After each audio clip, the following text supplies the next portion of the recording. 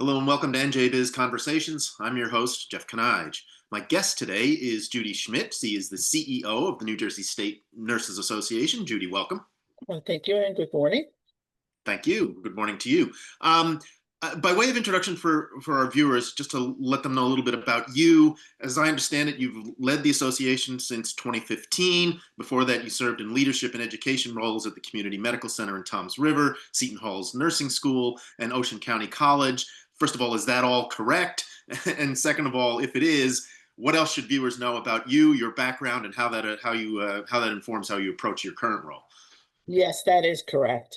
I've been an active member of the New Jersey State Nurses Association since 1983, when Okay. I graduated as a registered nurse from Ocean County College, and just progressively over the years have taken on more and more leadership roles, starting as chairs of committees, presidents of the regions within NJSNA, eventually a board member and president. And then when our CEO left, I took over as an interim for a couple of years and then finally became the permanent CEO of NJSNA in 2015. I've been active on several nursing advisory councils for several schools of nursing, and I was also a member of the New Jersey Department of Health COVID-19 task force way back in early 2022, I guess it was, till about 2024. Okay. All right. So, that's interesting. I'm curious then about how that sort of shaped your the way you go about not just you personally, but the profession itself. I mean, I've heard a lot about what was, and we've all saw a lot of what was going on during the pandemic, and how COVID-19 sort of really put a lot of stress on the system as a whole, and on your profession in particular. What did you take away from all of that, and how do you feel about it now? So I think COVID-19 really increased the issue with nursing shortage and the workplace environment. As you know, a lot of our nurses who were in the mid career to late career decided after the COVID-19 that they were going to leave the bedside nursing. Not Right. necessarily leave nursing, Mhm. but leave that bedside because the stress and taking care of those patients and seeing patients die during their shift was very traumatic for them. And we Right. still have some effects of that Mhm. on some of our younger nurses who remained at bedside and some of the older nurses who still have some, I guess, post-traumatic stress issues. So And, COVID really caused a lot of issues for nurses and definitely has caused an issue with the nursing shortage. Okay. And that's still, I'm going to talk about the shortage in a minute, but just that stress, that feeling that, I mean, we all saw the pictures. We all were horrified by what was going on. To be on the front lines as you and your colleagues were, um, that's still, you're still, people are still feeling that, the effects of that. Absolutely, still feeling it and still concerned about the next pandemic that Right. comes down. Mhm. We were so inadequately prepared for what happened in the early, 2021, 2022, et cetera, that nurses are hoping that maybe we've learned something from it and that we will not have the greatest impact as we did during COVID. Okay, well, you're close to it. Do you did we learn anything from it? Is it better now? Are we more prepared now? Because we heard a lot about the vulnerabilities and that COVID-19 sort of exposed in the system in terms of availability of the kinds of equipment that you need. Have we? Are we ready for another one? So yes, we did learn a lot about what we needed as far as equipment, medications, of course, the vaccines that were developed. Sure. But it's a learning process because we never know what type of pandemic we're going to have. Will it be bacterial? Will it be viral? Will it be something that we don't even know? Right. That could occur, with AI and artificial technologies that are out there. We never know what the next pandemic is going to be. But I think we learned a lesson. Hopefully, we will continue to research and make sure that we are prepared for the next one. Okay. Now, you mentioned the nursing shortage, and I have to tell you that when I talk to executives of health systems and other professionals, if that's not the biggest challenge, it is right up there in terms of how to fill those positions. The pandemic, I think, exacerbated it, and it's not surprising that people are still feeling the effects. is the system in a crisis at this point? Is it that bad, or where are you in terms of trying to deal with this problem? So we are not in a crisis situation. I think nursing and healthcare executives, nursing leadership are developing different ways to help with the nursing shortage. We're looking at retired nurses and coming back and providing some telehealth, possibly monitoring patients remotely. Um, maybe doing some small tasks within, the course of a day to be helpful to those nurses that are practicing at the bedside. Okay. Um, yes, so that's one way. And our biggest issue probably is in education. Hmm. We have a nursing faculty shortage. We've had a nursing faculty shortage for years. So we need to develop some innovative, maybe dual roles where nurses working in a facility and also doing some nursing education on the side. Okay. So I know they're looking at all of those different things that we could possibly do to supplement the nurse that is actually working with the patient at the bedside. Okay.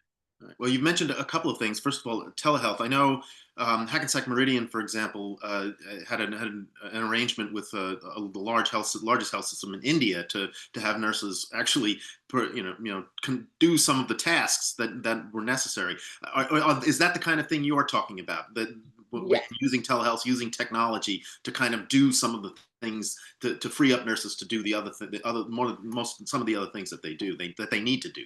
The Using the bedside nursing, technology, as you yeah, put it. using the technology to supplement the bedside nurse. So a remote nurse could do a assessment of a patient, do some patient education, watch patients in ICU, looking at their monitors and the patients themselves, and Mhm. making sure that someone is really there watching what's going on.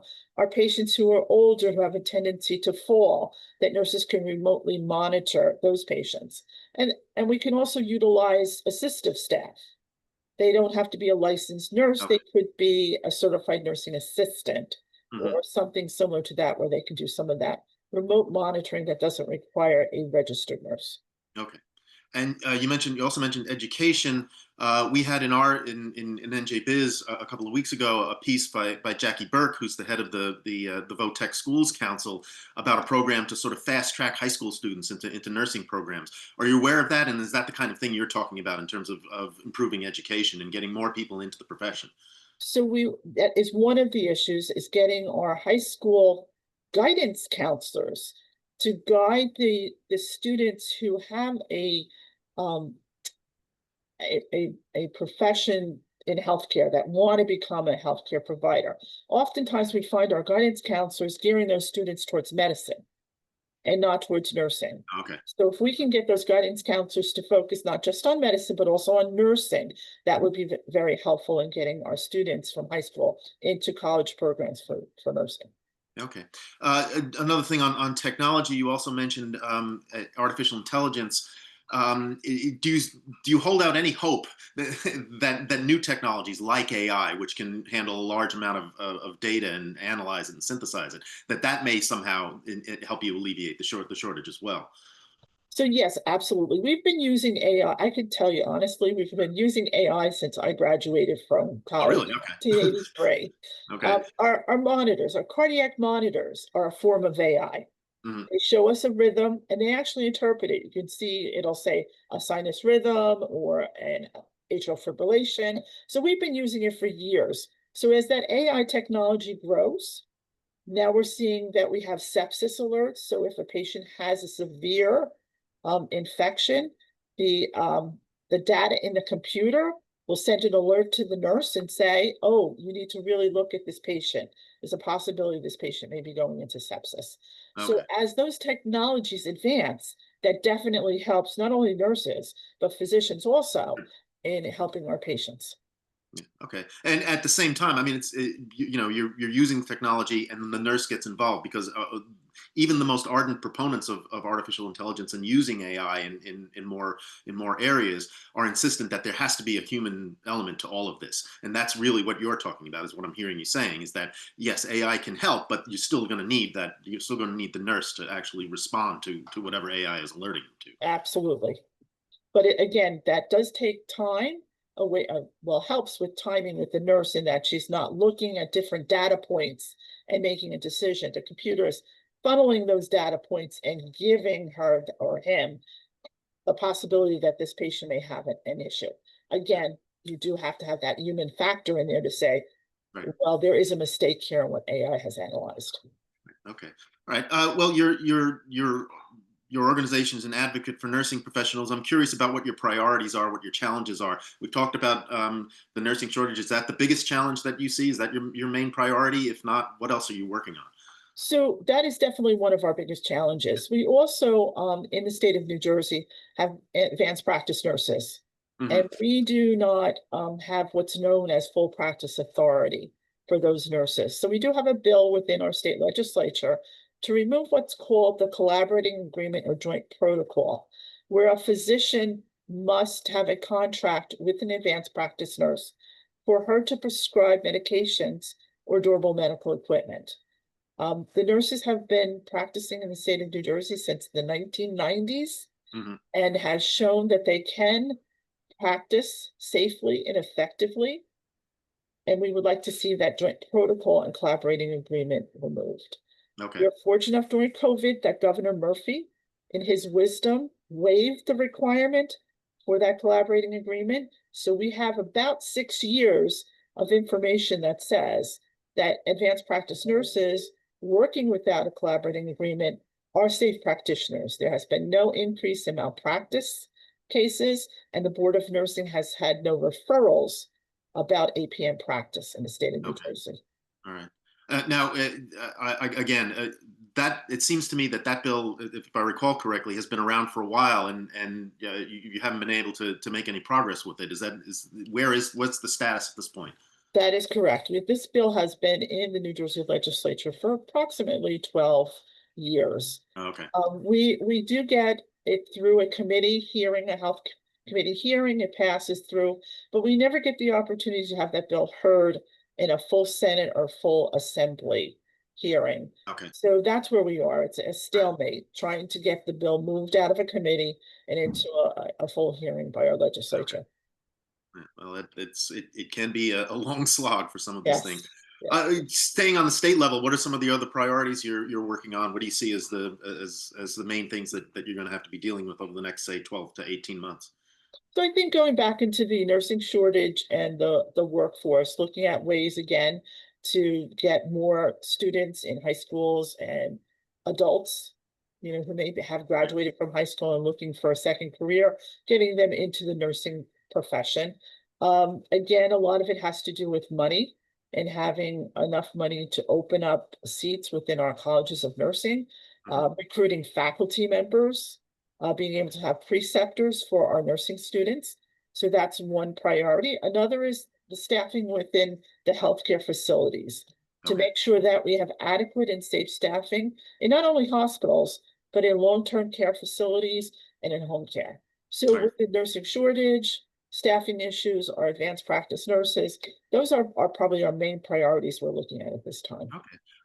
Just a curiosity, you mentioned home care. I've talked to several people who are interested in that area, and that may sort of, if that could be advanced and expanded a little more, because some people do want to sort of age in place. They want to be at home when they're being treated for whatever problems they have.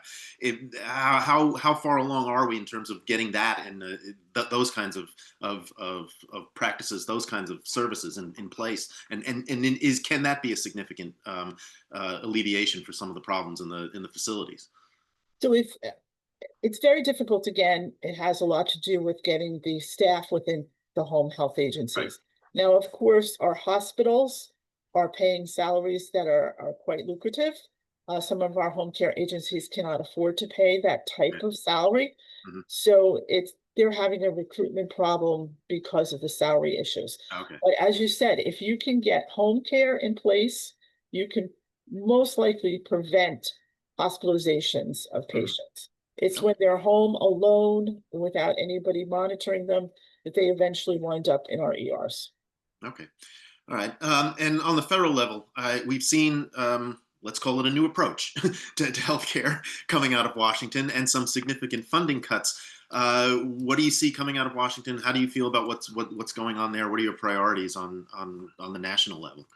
So we do have an American Nurses Association. That's our national organization. Mhm. And we do talk to the lobbyist at the American Nurses Association. They're looking at the Title VIII for nursing education. It looks like if we keep our fingers crossed, that we may see that Title VIII reinstituted with Okay. enough dollars put in for nursing education, for advanced practice nurses, and a few other nursing issues. So there is some positive feeling on the Okay. Hill, but of course, right now Right. we're in a little bit of a shutdown. So we'll That's have to right. see when they come back if they start to move that Title VIII for us. Okay. Well, good luck with that. Yeah. Finally, before I let you go, given everything that we've talked about, how do you feel about the future? What would you say to someone who is interested in going into nursing? Would you encourage them to do it now at this point, given everything that we've talked about? I think people have a within them the desire to help. Mm, And that'll always be there. I mean, we were always going to have some issue within the healthcare community that nurses have to deal with. But if you have a strong commitment to caring for people and loving science and looking at technology, I think sure. nursing is the profession for you. Okay, very good. We will leave it there. I hope you come back though and tell us a little bit more about how things are going on as we get through the next election. We've got a big gubernatorial Yeah, election coming up, legislative elections. I hope that you'll come back. absolutely. Great. Judy Schmidt, CEO of the New Jersey Straight Nurses Association. Easy for me to say. Thank you very much for joining me. I appreciate you taking the time. Uh, Thank you. And thank you for watching. Until next time, stay safe, everyone.